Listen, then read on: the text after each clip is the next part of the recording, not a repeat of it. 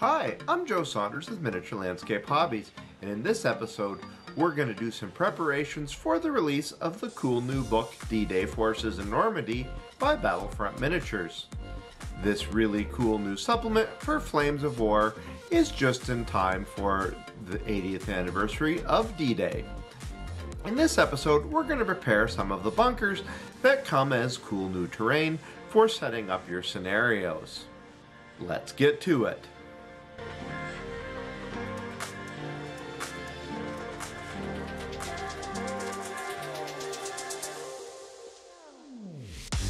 Miniature Landscape Hobbies is proudly supported by these sponsors. June 6th this year marks the 80th anniversary of D-Day. As one of the most significant events in history, Battlefront has marked this as the time to release their newest anthology book, D-Day Forces in Normandy. If you're not familiar with the previous supplements for Flames of War, this compilation covers all of the previous D-Day themed books for Flames of War version 4. Beyond this, the book does introduce some new units in addition to what has already been covered in print. I think this is pretty cool, and I look forward to the games that I'll play with the contents of the book. But remember, this is Miniature Landscape Hobbies you're watching, and if you follow my channel, you'll remember that what really gets me excited is terrain. And this book, with its rules for the beachfront fortifications of the Atlantic Wall, has lots of new options. Along with some new army deals and unit cards, the book is also accompanied by the relaunch of some of Battlefront's pre-made D-Day terrain. So when they asked me to cover these products, and they sent me a variety of them, I was pretty excited. This video is the first of a two-part series in which I'm going to work with this awesome D-Day terrain.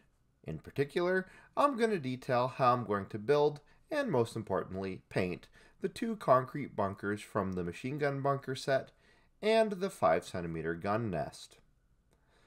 Unlike a lot of Battlefront and GF9's terrain, these products come unpainted, but the subjects being war-torn defensive works are just begging for some embellishment, so I'm pretty happy that I get to work on them. So, with all this aside, I'd like you to sit back and relax while I get to work making some awesome bunkers for the launch of D-Day Normandy Forces. What would be your ultimate bucket list item as a miniature builder or model painter? How about traveling to the miniature gaming capital of the world?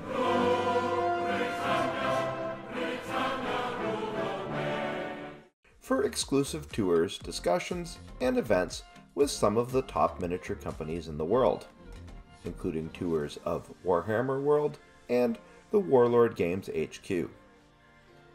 While we're at it, it would be great to throw in some stops to the UK branch of the Battlefront Miniatures store and visits to other wargaming companies.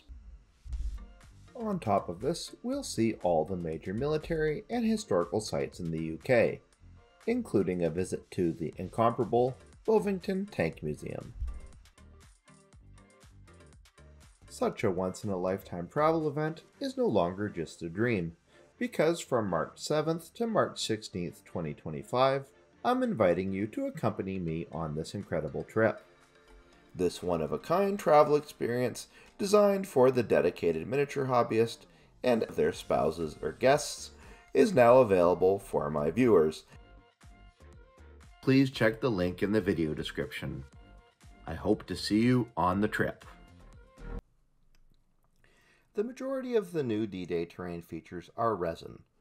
This means they're well detailed and very weighty, but in order to use resin, you often need to do some extra cleaning to remove the release agent chemicals left over from the mold process. Fortunately, this is easy to do, and everything had a 15-minute bath in warm water with a few drops of dish soap mixed in to remove the unwanted chemicals. Following this, the pieces were removed from the water and given a chance to dry. And now it was finally time to build the base for the 5cm gun nest. The concrete machine gun emplacements come with their own basing, but I thought the bigger gun nest could use one too. Pulling out a spare piece of masonite from a previous project, I superglued the emplacement to the top. Then I spread down Mod Podge on the base and sprinkled this with grit made from about 80% sandbox sand to 20% clean kitty litter. This went on top to create a sense of coarse earth around the emplacement. While the Mod Podge was still wet, I applied a mix of more Mod Podge with black paint added to it that was also thinned with a mix of water and rubbing alcohol until it flowed freely. I dispensed this with a pipette. When I was complete, I left this to dry overnight. The next day the grit was dry and stuck down, so it was time to prime everything to provide a solid foundation for subsequent layers to adhere to. I used a matte black spray primer from an airbrush, but a rattle can primer would do just as well. While this dried, I went to collect a bunch of small odds and ends like crates, wheels, and machine guns from my 15mm scale bits box. Straight out of the box, the bunkers are pretty Spartan looking, with no extraneous items or materials to give the impression that they are in fact inhabited. To fix this, these spare odds and ends would come in handy. If people worked in the bunkers, then obviously they would leave things like tools and crates lying around. The spare parts were then superglued to a piece of balsa, and then primed dark gray. By the time these extra parts were ready, I could go back to the bunkers and begin spraying them with increasingly lighter shades of gray. I made sure to move to lighter shades as I approached the corners and the upper areas of the structure, as these would be in the most direct sunlight. When I was satisfied with this, I began to apply a dry brushed highlight of silver gray. I intentionally left this scratchy and chalky to build some appearance of texture in the concrete. And on this, I put the final highlight of straight white, dry brushed on the edges. By now I was pretty sick of gray and white tones, but to keep things efficient, I decided to use speed paints on the extra bits I had picked out. So these got a dry brush of silver gray, then white in order to build zenithal underpainting to work from. As I had been relying a lot on airbrushing and dry brushing up to this point, a fair amount of the miniatures had lost definition, so it was time to start shading. My favorite product for this is Ammo of MIG shaders, which are applied by airbrush. Using navy gray, I began spraying this into the shadowy areas of each bunker. This returned some depth to my work and also added some subtle blue tones to break up the gray. These shaders take some time to dry, so I switched to the gun on the 5cm nest. This should be Dunkelgelb, like a lot of German equipment from the period. But all the dry brushing had given me a nice zenithal base layer, just begging for speed paints. And herein lay a real issue for me. You see, there is no equivalent color in the speed paint line to Dunkelgelb. But I figured this wouldn't stop me. After some experimenting, I figured out that 4 drops of malignant green to 1 of howling sand makes a pretty convincing equivalent, so on this went. I realized at this point that a quick highlight would be good too, so I put a drop of my new mix into 3 drops of silver gray and brushed it on. This wasn't a perfect replica of Dunkelgelb, but it worked okay, and it was a quick solution. Continuing on the theme of speed paints, I now used various colors to paint the different bits I had underpainted earlier. I won't get into the specifics on these, as there were a fair number of colors involved. However, as small textured items, most pieces only needed 1 coat of speed paints, and this was great for keeping things fast and tidy. Going back to the bunkers, I decided they were still a little too blue-gray, so I pulled out another Ammo of MIG shader and sprayed the color dirt over the whole model. This also helped unify the models a little bit and give a subtle brown tint. Layering 2 MIG shaders over each other tends to make the paint bead and pool a little unpredictably. So where I saw tide marks, I took out a moist, clean brush and blended the accumulated paint out. Now was a good time to turn my attention to the ground on each base. All the grit got a dry brush of dark brown, then grimy gray. Dry brushing takes no time to dry, so I took the painted bits off the balsa strip and superglued them in place around each of the bunkers to imply that some human activity was taking place in the area.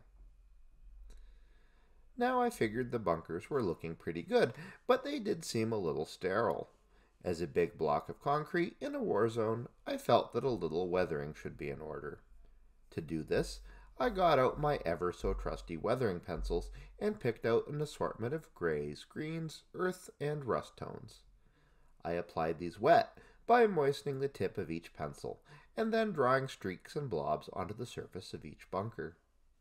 After this, I then blended the pencils with a clean but moist brush, stippling over the tones that implied dirt or drawing out long downward streaks for rust, grime, or rain marks.